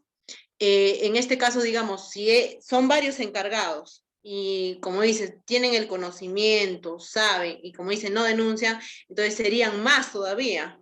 Basta solamente el hecho de que todos conozcan, en este caso la coordinadora de tutoría, la directora, la psicóloga y todos aquellos que tengan pleno conocimiento, ¿no? Pero sí, fue muy, muy triste porque al final estas niñas terminaron en un albergue y se iban a quedar, estaban viendo si se quedaban de ambos, o sea, con los abuelitos, mejor dicho, ¿no? De qué parte se iban a quedar. Pero sí, sí es muy lamentable cuando ocurren estos hechos, pero sí intervienen en este caso varias personas, ¿no? Para denunciar. Ah, tú lo has dicho, ¿no? Claramente. Gracias. Hay individuos también que por norma no están obligados a denunciar, ¿sí? No, si no quiero, no denuncio. Ahí está. No estoy obligado a denunciar a mis parientes hasta el 4º grado de consanguinidad o hasta el 2º grado de afinidad. O sea, no estoy obligado a denunciar a mi padre que es un delincuentón, de repente a mi abuelo que es un delincuentón, a mi hijo o a mis nietos y viceversa, ¿no? No estoy obligado. Si ellos cometen hechos ilícitos y yo soy testigo de ello, no estoy obligado a denunciar. Claro, si es que yo participo, ya pues la cosa será distinta, ¿no? Pero no estoy obligado a denunciar. Tampoco obligado a denunciar a mi esposa, tampoco a mis hermanos, a mis tíos o a mis primos. No estoy obligado. Pero si deseo, lo puedo hacer, claro está, ¿no? La norma no me impide hacerlo. Lógicamente que si denuncio a mis parientes, se resquebrajará, ¿no? Resquebrajará, para la redundancia, esta relación de familia que tengo, ¿no? Pero más allá, no. De ahí que como, por ejemplo, uno investiga hechos de tráfico ilícito de drogas, usualmente detienen a quién, a quien está atrapado con los quetes, ¿no? No detienen usualmente a las mamás, a las hermanas, ¿no? Salvo que en la investigación se descubra que ellas han sido partícipes, cómplices de la venta de estupefacientes. En general solamente se los detiene a ellos, ¿no? Y no se procesa a los demás por encubrimiento real, por encubrimiento personal, ¿no? Porque la norma ahí es clara, ¿no? No estoy obligado a denunciar a mis parientes, evidentemente. Tampoco están obligados a denunciar quienes se encuentran amparados bajo el secreto profesional, los abogados, los periodistas y los sacerdotes. No estamos obligados. Sin embargo, podemos romper este secreto, pero con restricciones, lógicamente. Si quebranto mi secreto profesional, podría ser pasible de procedimientos administrativos sancionadores que quizá podrían culminar con la suspensión de mi licencia o de mi habilitación para ejercer la profesión, ¿no? Eso depende, evidentemente, eso depende, evidentemente. Hasta ahí hemos avanzado. Respecto a la estructura, también lo habíamos visto ya un poco la semana pasada, la denuncia debe contener mínimamente la identificación de quien denuncia, los hechos que están siendo materia de denuncia en una narración detallada, veraz, completa de los hechos denunciados. De ser posible, la norma también precisa que debo de identificar con nombre, edad, características, domicilio, al presunto responsable o presuntos responsables. La denuncia se formula por cualquier medio, puede ser verbal o puede ser escrita. Si es verbal, en fiscalía o en comisaría, el acta se materializará y obviamente el sujeto denunciante deberá firmarla. Si es escrita, lógicamente, será un documento redactado por un abogado o por el propio denunciante, ¿no? La norma no es exquisita en ese aspecto, ni dice que la denuncia escrita deba ser realizada por un abogado, por un letrado, deba contener la firma del mismo, ¿no? La norma no precisa eso. Solo precisa que, si es que es escrita, debe contener mínimamente los requisitos que precisa, pues el código, y debe estar pues sustentada, refrendada, firmada. El acta de denuncia, lógicamente, debe contener lugar, fecha, día, dirección del denunciante, datos de identificación, etcétera, y detalles del ilícito, evidentemente. 2 instancias en donde se interponen las denuncias: sede fiscal, despacho fiscal, fiscalía o sede policial o comisaría, ¿no? Uno es libre de recurrir a la instancia que considere pues pertinente, ¿no? Y hasta acá más o menos habíamos visto, ¿no? Por ejemplo, el trámite en sede policial es bastante sencillo. Ante la ocurrencia de un hecho ilícito, yo directamente como agraviado puedo recurrir a la comisaría policial más cercana a la comisión del hecho ilícito para que un policía, un oficial encargado, redacte, recepcione, ¿no?, mi denuncia y la materialice en un documento denominado acta de denuncia verbal. A la par, el policía, lógicamente, deberá comunicar este hecho denunciado al representante del Ministerio Público por la vía más rápida: correo, fax, telefax, teléfono, que es lo más usual, ¿no? El fiscal, instruido de repente, conocido, informado de los pormenores, también le ordenará, si corresponde al policía o a la policía, realice las diligencias urgentes e inaplazables para que se dé con el paradero de los presuntos responsables del hecho criminal. O de repente le dirá: ¿sabe qué, señor policía? Termine de realizar el acta, tome la declaración y remítame los actuados para yo decidir lo que corresponda. Podría decirle eso, ¿no? Siempre esta actividad se realiza en coordinación con el fiscal de turno, ¿no? Con el fiscal de turno, con las indicaciones dadas, y por conocimiento propio de investigación policial, el policía podrá realizar las detenciones que correspondan y hasta incluso detener, ¿no?, al presunto responsable de la comisión de un hecho ilícito y ponerlo a disposición del fiscal provincial penal para los efectos que correspondan, ¿no? Para los efectos que corresponden. De repente puede solicitar una prisión preventiva, o quizá el proceso podría concluir vía la aplicación de un principio de oportunidad. Bueno, eso ya será estrategia del fiscal y dependerá del caso concreto. Habíamos visto incluso este casito, ¿no? O sea, es una denuncia tipo en sede policial. Este es un formato tipo. Aquí tengo un casito real, breve también, donde está aquí, antes de empezar la denuncia de la Contraloría. Por ejemplo, o sea, ese cuadrito que les he puesto ahí es verídico, al igual que esta denuncia, ¿no? Comisaría PNP, Pampa de Camarones, un policía realiza la denuncia respectiva. El 24 de febrero del 2021, 10 de la noche, tienen una clave, ¿no?, en toda la cuestión: acta de intervención policial, denuncia, formalidad escrita, denuncia, dice, etcétera. Denunciante: Maruja, nacida en el 74, conviviente, con DNI tal, comerciante, vive en Cerro Colorado, asociación tal, teléfono tal. Denunciante también: María Magdalena, nacida en el 83, soltera, con DNI número tal, nacida en Arequipa, Caylloma, Majes, domiciliada en tal sitio. Contenido de esta denuncia: en la ciudad de Arequipa, distrito de Sachaca, siendo las 6:45 del día 24 de febrero, el suscrito, el oficial que está redactando el acta, encontrándose de servicio como operador de una móvil y como conductor el suboficial PNP Rivera, por orden de la oficina, entiendo yo, de la policía respectiva, nos constituimos, dice, al pueblo joven 23 de junio, donde había suscitándose un robo a 2 personas de sexo femenino, presentes en la avenida Los Ángeles, vía principal del pueblo joven 23 de junio, a la altura del inmueble ubicado en la manzana Verote 4, al costado de la vía, se encontraban sentados 2 personas de sexo femenino. Las mismas estaban llorando, y se les identificó como Maruja, etcétera, y María, también, etcétera.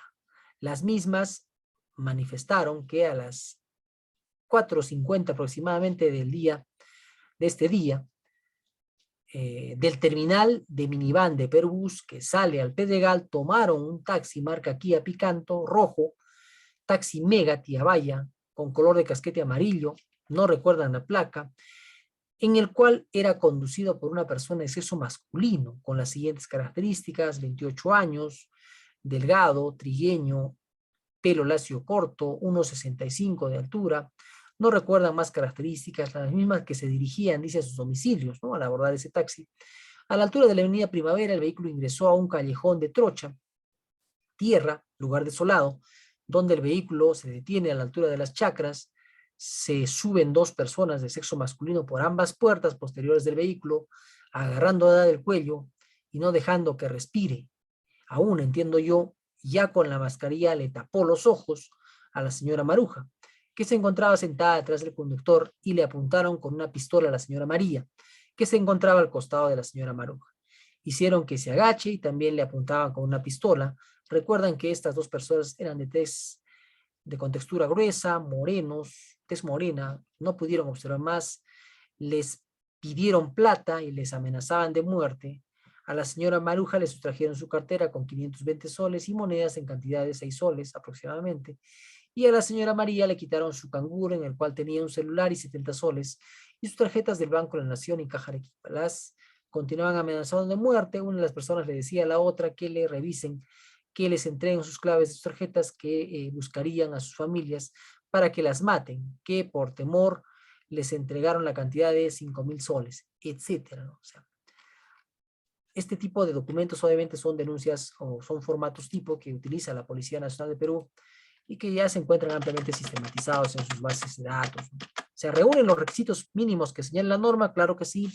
Identidad del denunciante, lógicamente. Narración veraz de los hechos. Materia de denuncia, claro que sí. Identificación del presunto responsable, ¿no? También aquí aparece, ¿no? Denunciado, incluso domicilio, aquí aparece. Lugar, fecha, hora en la que ha sido asentada el acta de denuncia, también aparece acá. Hora de registro, cuándo la he redactado. Lugar, fecha del hecho, ahí está, hora del hecho. Funcionario encargado de realizar el acta respectiva, ahí está, en este caso un mayor PNP que ha realizado la denuncia y que también ha firmado, incluso tipo de denuncia, ¿no? Si es verbal, si es escrita, ¿no? Esos formatos, lógicamente, son formatos de denuncias verbales que se sistematizan ahí en sede policial, evidentemente, ¿no? El trámite escrito es también muy similar, pero en este caso la Policía Nacional de Perú hace como una suerte de mesa de partes.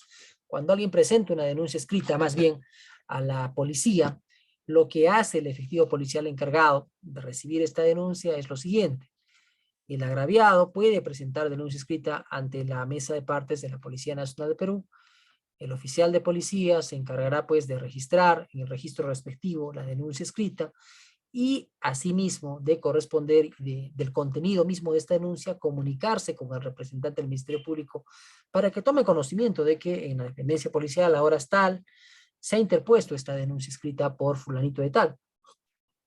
Si hay que realizar diligencias preliminares, el policía recibirá el mandato del fiscal y realizará lo que corresponda. Si no hay que realizar ningún tipo de diligencias preliminares, el fiscal le dirá: ¿sabe qué, señor oficial? Remítame esa denuncia a mi despacho fiscal, situación que realizará el efectivo policial previa remisión de la denuncia con el oficio respectivo, que será ingresado por mesa de partes del Ministerio Público, para el caso físico, ¿no? Estamos hablando de trámites en físico. Y mesa de partes designará el número de caso, remitirá al fiscal que corresponda para que realice el trámite que corresponda. Más o menos sería el trámite que se hace con una denuncia escrita presentada en sede policial. Es una cuestión bastante sencilla. Ahora, cuando la denuncia más bien es verbal, el trámite es un poquito más complejo, ¿no? Un poquito más complejo. El agraviado, como en el caso que les comenté, puede recurrir directamente a la comisaría a interponer las denuncias respectivas.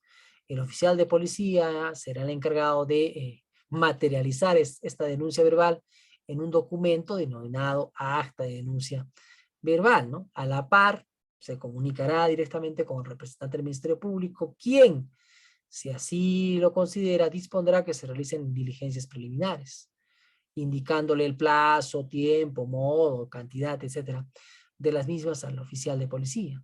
El oficial de policía deberá cumplir el mandato en el tiempo respectivo y realizar las diligencias dispuestas por el fiscal. Concluidas las mismas, deberá efectuar el respectivo informe policial, detallando los actuados, actividades, diligencias, conclusiones y demás que ha realizado, y la remitirá junto con la denuncia, con un oficio al fiscal de turno, ¿no? que previno lógicamente el trámite de esta denuncia, ¿no? Este fiscal o directamente el policía ingresará la misma denuncia a mesa de partes, se le asignará un número de caso, se le asignará al fiscal respectivo y se dará pues inicio al trámite de la denuncia. Antiguamente, cuando recién se iniciaba este modelo procesal penal en Arequipa y en otros distritos judiciales, existían dos tipos de fiscalías. En Arequipa ya no existen, claro está, ese tipo de fiscalías. Había o existía la Fiscalía de Decisión Temprana o Fiscalías de Decisión Temprana y las Fiscalías de Investigación. Actualmente, en Arequipa y en otros distritos judiciales, que ya tienen ya buen tiempo trabajando con este nuevo modelo procesal penal, Decreto Legislativo 957, nuevo Código Procesal Penal, que ya no es tan nuevo en Arequipa, ya será adolescente, tiene más de 12 años, si mal no me equivoco, desde el 2008 a la fecha, ya son más de 12 años, algo que me equivoque. Bueno, ahora solo hay despachos de investigación en Arequipa, ya no hay este tipo de despachos. ¿De qué se ocupaban las fiscalías de decisión temprana? De repente, por ahí alguno de ustedes trabajó en este tipo de fiscalías. Este tipo de fiscalías se abocaba al trámite de procesos conocidos como procesos simples, procesos sencillos, procesos de bagatela. Usualmente, las fiscalías de decisión temprana tramitaban, pues, delitos de omisión a la asistencia familiar, delitos de conducción de vehículo en estado de ebriedad, etcétera. Y las fiscalías de investigación se abocaban realmente a la investigación de delitos complejos, ¿no? Homicidios, asesinatos, parricidios, usurpaciones y otros. Debido a la diferencia de trámite, de carga, hubo miramientos dentro de la propia fiscalía que originaron que los fiscales de investigación sintieran celos de los fiscales de decisión temprana y dijeran, estos fiscales, si bien es cierto, de decisión temprana tienen hartos casitos, pero son casitos sencillos, que mueren, se agotan, se archivan en etapa de investigación preliminar, mientras que yo, fiscal de investigación, tengo que realizar vastas diligencias, vastos actos de investigación para realizar una investigación concreta que concluirá en un juicio y finalmente mi caso será apelar. Hubo esas disquisiciones. Lo propio ellos, ¿no? Los fiscales de decisión temprana se quejaron y dijeron, no, tenemos abundante carga, si bien es cierto que esta cuestión se acaba un 2x3, esto no se compara con la carga que tienen pues, los despachos de investigación. Frente a esos miramientos entre fiscalías, entre fiscales, es que se decidió unificar y ya no separar. Ahora todas las fiscalías conocen todo. Las comunes, me refiero, ¿no? Conocen todo. Esa es la historia de esas fiscalías de decisión temprana y las fiscalías de investigación. Ahora solo hay despachos de investigación. Ya no hay fiscalías de decisión temprana. Otro modelito de denuncia que también seguro ya lo conocen es este que les presento a continuación. Ahí está. Igualito, ¿no? Igualito ANCON, PNP tal, denuncia verbal, hora de registro, hora del hecho, lugar, tal sitio. Denunciante Leslie Cabanillas, soltera, secretaria, nacida en Lima, Lima, Ancón. Denunciado Hugo Arada, nacido en el 58, casado, con DNI tal, domiciliado en Lima, Lima, Ancón, etc. Siendo la hora y fecha anotada, se presentó el denunciante, o bueno, la denunciante, Leslie Nora, manifestando haber sido víctima de violación sexual el día de hoy a las 7:45 de la mañana, en circunstancias que se encontraba en su domicilio, Sala. El denunciado la acogió a la fuerza a su cuarto, echándole llave, abusando de ella. En esa circunstancia, ella no quería, opuso resistencia, le empieza a agredir físicamente, le proporciona un puñete en la costilla izquierda, le metió una bofetada en el rostro, por otro lado, le causó daño psicológico, dice, manifestando que siempre va a ser su mujer de y de nadie más. Estos hechos vienen ocurriendo constantemente desde que ella tenía 11 años, señala la denunciante, aproximadamente. Asimismo refiere que no se presentó a denunciarlo por las constantes amenazas de muerte de ella y de su mamá, lo que denuncia ante la PNP para los fines del caso. Ahí está, ¿no? O sea, evidentemente hay denuncias que tienen más contenido narrativo y otras más escuetas como esto. La cuestión es que con este simple documento no se puede iniciar formalmente una investigación. Tendrá que ampliarse más detalles, más datos respecto de esto que está siendo materia de denuncia. ¿Y cómo se amplía? Evidentemente se amplía, y de repente por el chat lo han escrito, ahí está 2008, así, se amplía a través de la toma de declaraciones o ampliación de las declaraciones de los denunciantes o de testigos o de agraviados o de imputados, ¿no? De ahí, a partir de esa información es que recién podemos, como fiscales, armar un título de imputación más o menos sesudo. Adelante, Alfredo. Sí, rápidamente, doctor, una consulta en cuanto a la denuncia. Se ha visto casos que la gente pues denuncia cualquier cosa, ¿no? Por ejemplo, yo soy testigo de una señora que ha denunciado una infidelidad. Entonces, el punto voy que cuando se acciona, se interpone la denuncia, la calificación de la denuncia está dentro de la apertura de las diligencias preliminares o es antes, o antes el fiscal califica para que disponga la apertura de las diligencias preliminares. Esa sería mi duda, doctor. Importante tu observación, mi estimado. A ver, hay dos cosas. Hablamos de diligencias preliminares y hablamos de investigación preliminar. El fiscal puede ordenar realizar diligencias preliminares sin que antes previamente haya calificado aún los hechos. Cuando el fiscal empieza ya a ordenar se aperture investigación preliminar, por ejemplo, que es otra cosa, en donde se ordenan también diligencias preliminares, claro que sí. Cuando ya ha realizado la calificación de los hechos y considera que los mismos aparentemente son ilícitos, Por ejemplo, en el caso de los delitos de conducción de vehículo motorizado en estado de ebriedad, a alguien lo detienen aparentemente conduciendo en estado de ebriedad y le practican, ahí está el dosaje etílico, primero en airecito, luego lo llevan a la comisaría y extraen sangre y realizan pues la prueba de alcoholemia, ¿no? Esas actividades son diligencias preliminares. Todavía no se ha calificado ningún hecho ilícito, todavía no se ha aperturado investigación preliminar. Son simples diligencias preliminares. O sea, depende de los casos concretos si realmente se realiza una calificación propiamente dicha. Algunas diligencias preliminares ordenadas por el fiscal se realizan sin la respectiva calificación del hecho ilícito.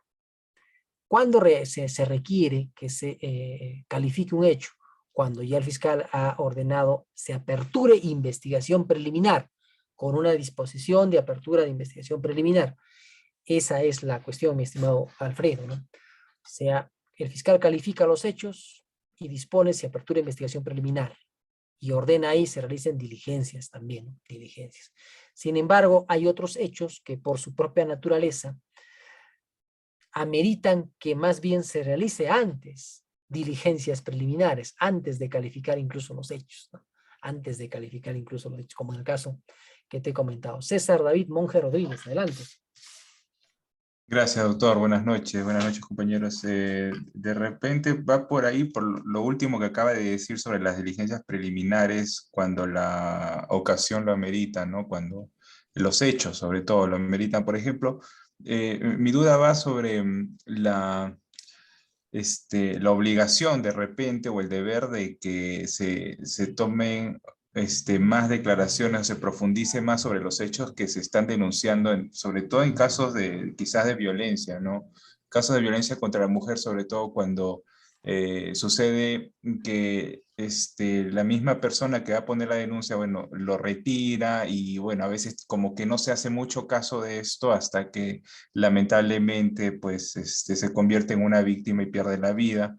Entonces de repente quizás cuando esta persona estaba en vida y trató de poner la denuncia, hubiese sido de repente necesario recabar todas las investigaciones necesarias o las declaraciones que pudiesen servir para que, bueno, en un futuro se pudiese o se pueda esclarecer mejor, ¿no? Cuando estaba en vida esta persona.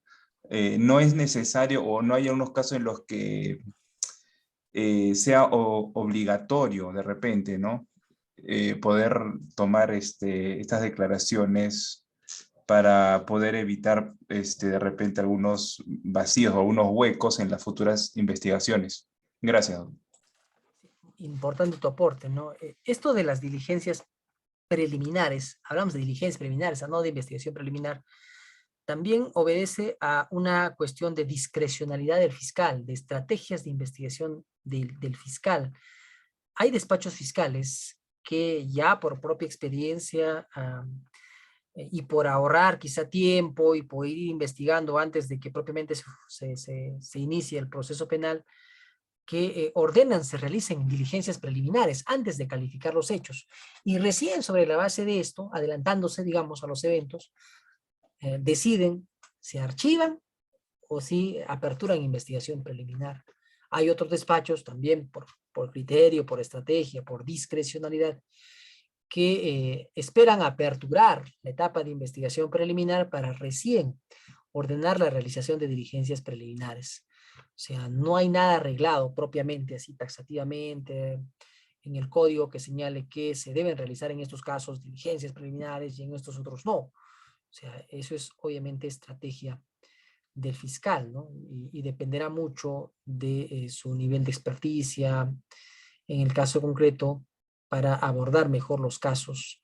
Sí sucede muchas veces, como lo has precisado, que lamentablemente por dejadez, desidia, descuido y demás, se consuman ilícitos que pudieron en alguna medida ser evitados y que tienen esta secuela pues de muerte, ¿no? Lamentablemente. Cristian, adelante. Sí, profesor, buenas noches. Y de igual forma a mis compañeros también, buenas noches.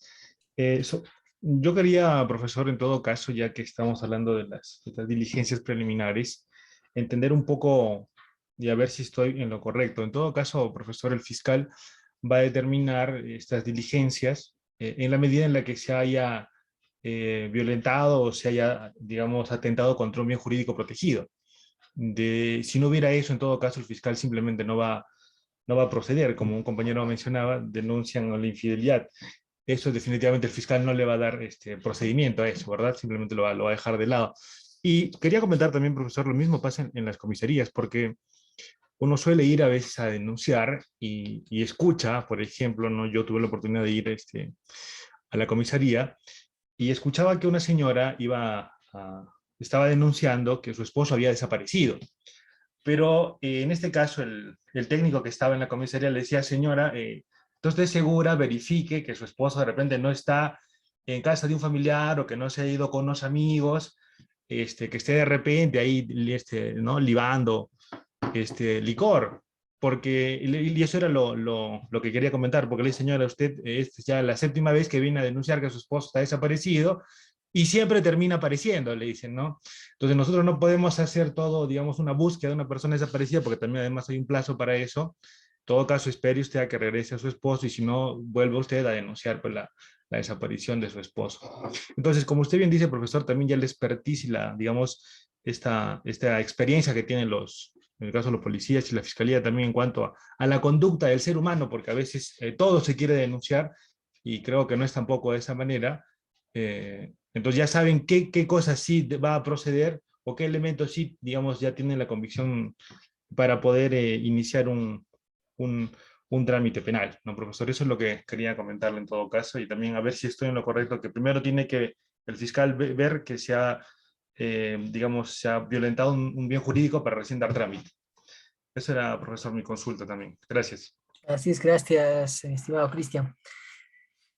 Sí, claro, es una cuestión importante, ¿no? El fiscal tiene esa discrecionalidad, ¿no? Califica los hechos, ¿sí? De la primera prognosis que le da, la primera mirada que le da a los hechos, se verifica que no hay pies ni cabeza para aperturar investigación preliminar, de archivo, incluso de plano, podrá archivar el caso.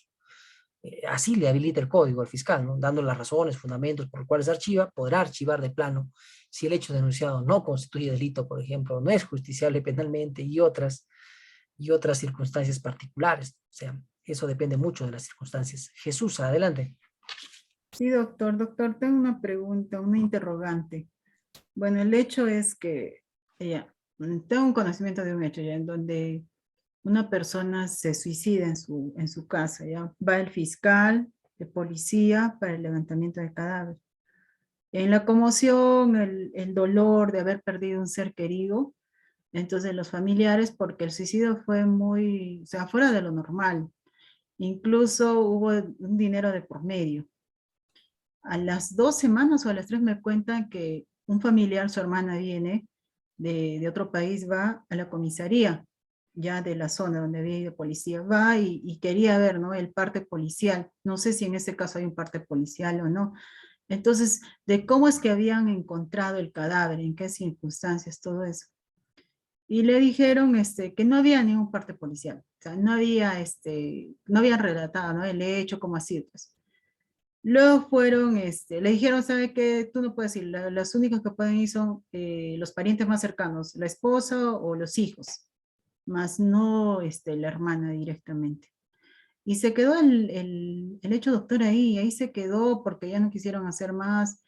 Entonces, y cuando reciben del médico legista que hicieron, cómo se había ahorcado todo eso, entonces dijeron, efectivamente, no era un ahorcamiento, pero no coincidía el muro, el fierro con el que se había ahorcado y con el peso de la persona.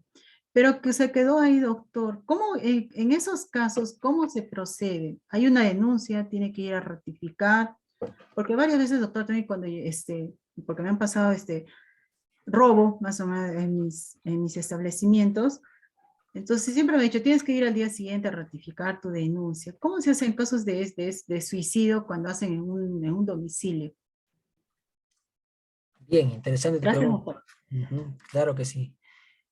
Hay dos formas y dos maneras en las que la policía podría enterarse o se entera de que alguien se ha quitado la vida. Uno es porque alguien ha ido a avisar a la comisaría de la ocurrencia de este hecho. La policía se acerca, constata los eventos y realiza, ¿no?, un acta de constatación o una ocurrencia policial, ¿no?, detallando las circunstancias en las cuales se está encontrando este lugar del evento, ¿no?, este lugar de los hechos, esta escena de suicidio. La otra sería que directamente la policía haya visto esto, ¿no? Y también, en cualquiera de las formas, la policía debe dejar constancia de que está siendo testigo de un hecho que merece ser investigado, ¿no? A partir de esa ocurrencia policial y de las diligencias que le ordene realizar la policía, el fiscal, se podrá recién aperturar una investigación preliminar. O sea, el fiscal necesariamente tiene que tener esa ocurrencia policial, ese informe policial, claro, esa ocurrencia, informe policial, ¿no? O sea, es un documento necesario, indispensable para poder promover acción penal. ¿Qué pasa? Puede que esa muerte realmente haya sido realizada por un tercero y no sea una autoeliminación como aparentemente sucede. Esto tiene que ser investigado. El fiscal le ordenará a la policía que realice las diligencias que correspondan. O sea, básicamente se tomará declaraciones a los familiares cercanos, se tomará fotografías, reconstrucción del evento, se ordenará pericias si corresponde realizarse, y en base a toda esa información el fiscal pues emitirá una disposición de apertura de diligencias preliminares o de archivo, dependiendo de lo que se encuentre en este informe policial, ¿no? En este informe policial, pero es indispensable que haya este documento, ¿no? O sea, si no existe este documento, esto ya es irregular. Evidentemente es irregular porque alguien está comunicando este evento que merece ser investigado a la policía. Y es deber de la policía patentizar esta situación, ¿no?, materializar este evento en un acta, sea de denuncia, si es que alguien ha denunciado, o sea como una ocurrencia policial, ¿no?, para ser comunicada al fiscal. O sea, deberá necesariamente de tener un documento, un sustento donde se detalle eso. Si no es que alguien ha denunciado, algo que la policía ha constatado in situ, de cómo ha encontrado el cuerpo y demás, ¿no? O sea, sí debe haber, ¿no? No consigo la idea de que no haya, qué extraño. Y en ese caso ya no hay el documento, pero se supone que el fiscal, o sea, me contaron que sí fue el fiscal, estaba el fiscal y el policía. Primero estaba el policía, luego después de 5 o 4 horas que fue el fiscal. Entonces hicieron el levantamiento de cadáver, ya, y al día siguiente, si bien es hecho, en ese caso, doctor, el fiscal no realiza la investigación de oficio, o es que sí o sí se tuvo que poner una denuncia. O sea, no presume, no puede presumir en esos casos que fue suicidio, que se mató a la persona. Sí, tú lo has dicho, no tiene por qué presumir que fue suicidio, ¿no? Por más que alguien encuentre que una persona está botando espuma por la boca, hay un arma homicida ahí agarrando la mano, o sea, uno no puede presumir que esto es consecuencia de una autoeliminación. hay que realizar una investigación y el fiscal debió realizar la investigación, ¿no? O sea, por más que exista incluso una carta de un suicida, o sea, este es un indicio, claro que sí, ¿no? Pero se debe realizar la investigación. Y sobre la base de lo que digan las pericias y las diligencias, es que recién el fiscal debe decidir si archiva o más bien promueve investigación o promueve la acción penal respectiva, ¿no? O sea, debió suceder eso. No entiendo por qué no. Debió citarse a los testigos, debió corroborarse pericias y recién sobre la base de esa información elaborar la disposición de archivo. Esa es la cuestión. Probablemente sí lo haya. Entiendo que sí, ¿no? O sea, es imposible que no haya un informe policial o algo que detalle este Al evento. que sí fuimos a preguntar, fue un familiar casi cercano. Fuimos a preguntar y teníamos conocidos también. A ver, buscaban, no estaba, doctor, el acta policial. La constatación policial no estaba ahí. Entonces, con el dolor ya todo eso, pasó ya 2 semanas, porque sí había un monto de dinero bastante. Incluso habían, o sea, sí, creo, me parece que, o sea,